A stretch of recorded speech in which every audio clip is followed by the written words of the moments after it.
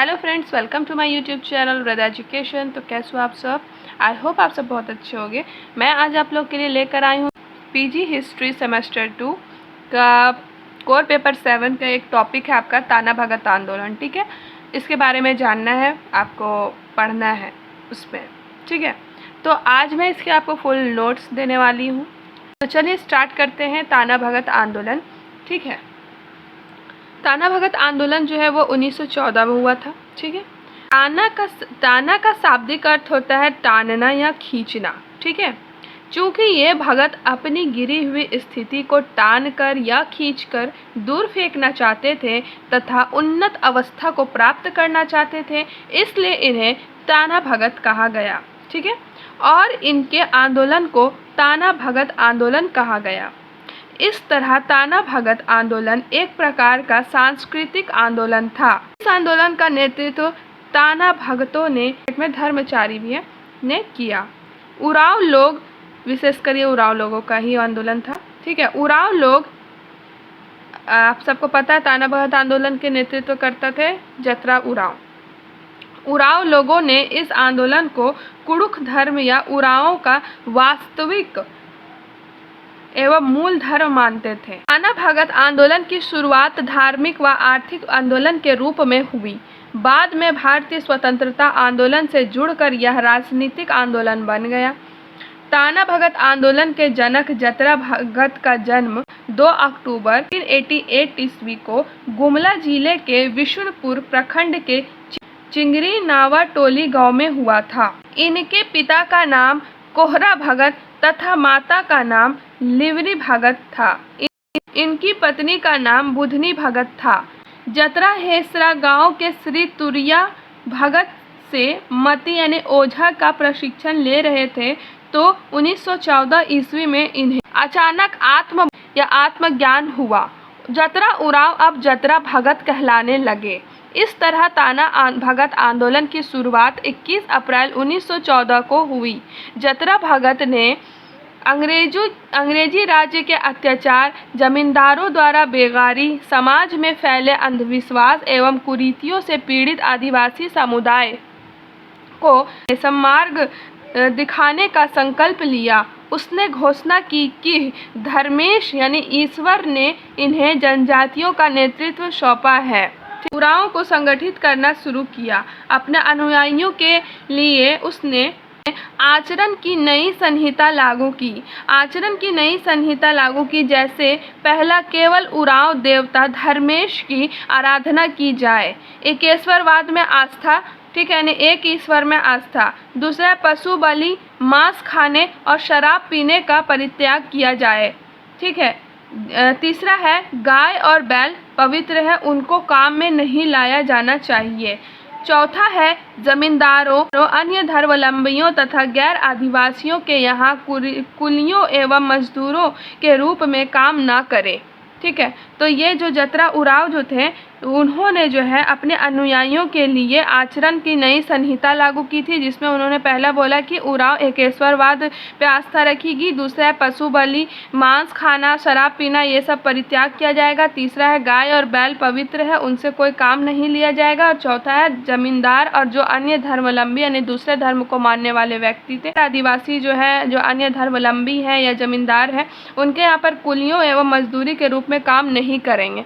तो ये तरह 4 जो है वो आपका संहिता लागू की गई थी। उसका था जतरा भगत द्वारा आरंभ किया गया आंदोलन संपूर्ण उरांव प्रदेश में जंगल की आग की तरह फैला।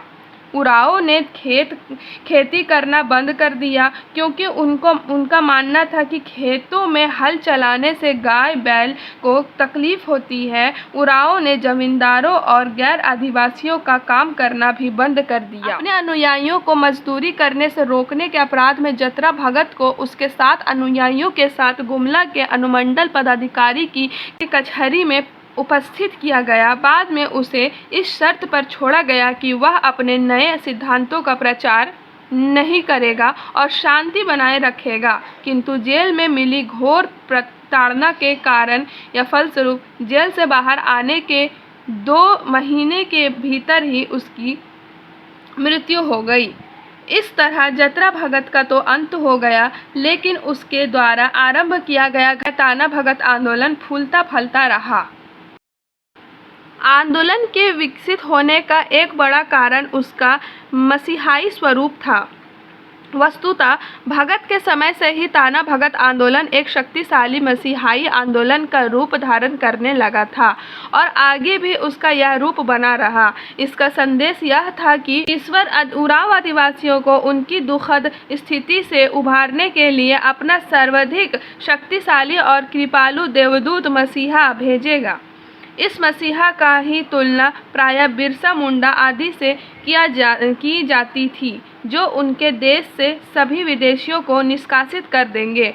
निरक्षर और भोले आदिवासियों ने जर्मन कैसर बाबा को एक अज्ञात किंतु शक्तिशाली मसीहा मान लिया। वस्तुतः उन दिनों जर्मनी को सफलता की चर्चा सर्वत्र हुआ करती थी, सो भोले उरांवों ने अज्ञात किंतु शक्तिशाली मसीहा के रूप में जर्मन कैसर बाबा की कल्पना कर ली। आगे है, सिसई थाना क्षेत्र में बाभुरी गांव निवासी देवमनिया भगत जतरा भगत की समकालीन महिला थी। जतरा भगत की समकालीन महिला। भांडर क्षेत्र में शिबू भगत, घाघरा क्षेत्र में बेलगाड़ा निवासी बलराम भगत, गैर क्षणीय भगत संप्रदाय, विष्णुपुर थाना क्षेत्र में उरांव गांव निवासी भिखू भगत आदि ने ताना भगत आंदोलन का प्रचार प्रसार किया। शिबू भगत ने ताना भगतों को मांस खाने की इजाज़त दी, तो ताना भगतों के दो वर्ग बन गए। एक था आपका अरुआ भगत एवं दूसरा था जुलाहा भगत। शाकाहारी भगतों को अरुआ भगत एवं मांसाहारी भगतों को जुलाहा भगत कहा गया। शाकाहारी भगतों का अरुआ भगत नामांकन इसलिए हुआ कि वह सिर्फ अरवा चावल ही खाते हो। ताना भगतों ने पलामू के राजा के समक्ष 4 सूती मांग रखी। ठीक है, पहला उन्हें स्वशासन प्रदान किया जाए, दूसरा राजा का पद समाप्त कर दिया जाए, तीसरा समानता स्थापित की जाए, चौथा जो था वह भूमिकर समाप्त किया जाए, क्योंकि भूमि ईश्वर प्रदत्त है। पलामू के राजा इन मांगों को ठुकरा दिया। ताना भगत आंदोलन छत्तीसगढ़ के सरगुजा में भी फैला। मार्च 1919 में छोटा नागपुर प्रमंडल में शिबू भगत, माया भगत, सुकरा भगत, सिन्हा भगत एवं देव्य भगत को गिरफ्तार कर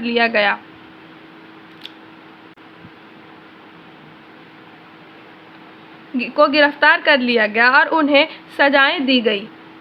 फिर भी आंदोलन नहीं रुका। दिसंबर 1919 ईस्वी में तुरिया भगत एवं जीतू भगत के नेतृत्व में चौकीदारी टैक्स एवं जमींदारों को मालगुजारी न देने का आंदोलन आरंभ किया। ताना भगत आंदोलन शिथिल पड़ने लगा, क्योंकि नया धर्म भी भूमि संबंधित अधिकारों की रक्षा करने में सक्षम साबित हुआ। ताना भगत जब यह समझ गए कि केवल धार्मिक आवेग के बल पर आंदोलन को जिंदा रखना मुश्किल है, तो उन्होंने इस आंदोलन को राजनीतिक पुट दे दिया। ताना भगत ने आंदोलन को भारतीय स्वतंत्रता आंदोलन के साथ जोड़कर आंदोलन की दीर्घजीवी बना दी। ताना भगत ने कहना शुरू किया कि जतरा भगत या बिरसा भगवान के मूल उद्देश्यों में कोई अंतर नहीं है। ताना भगत में से कुछ यह भी समझते थे कि गांधी जी के रूप में जतरा भगत का पुनर्जन्म हुआ है। ठीक है, अतः जब महात्मा गांधी ने 1921 ईस्वी में असहयोग आंदोलन आरंभ किया, तो कुड़ू थाना के सिंधु भगत के नेतृत्व में ताना भगत पहली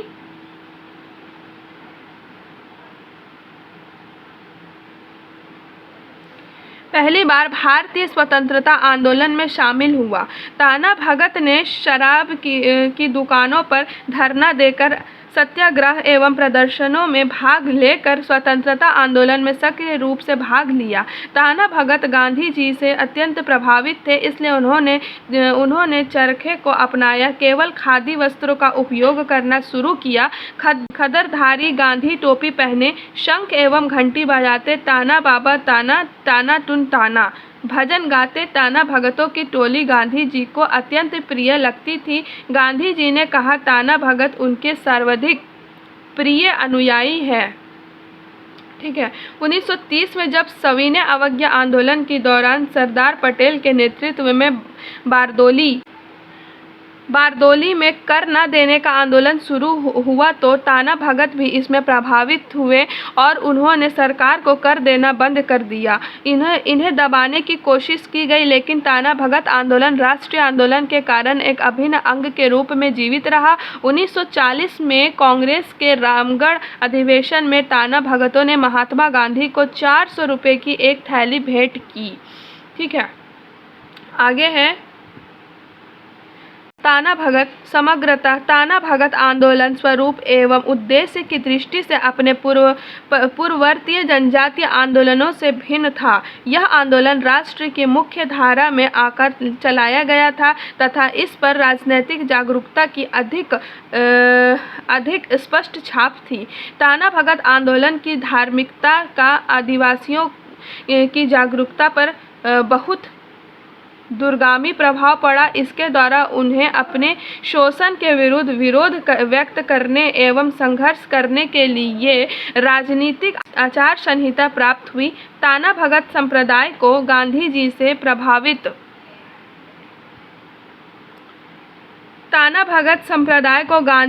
प्रभावित स्वतंत्रता आंदोलन का युद्ध आदिवासी रूप कहा जाता है। उल्लेखनीय है कि आज ताना भगतों में केवल उरांव ही नहीं, उनमें मुंडा और खड़िया भी शामिल है, यद्यपि अभी भी उनमें उरांव की संख्या सबसे ज़्यादा है।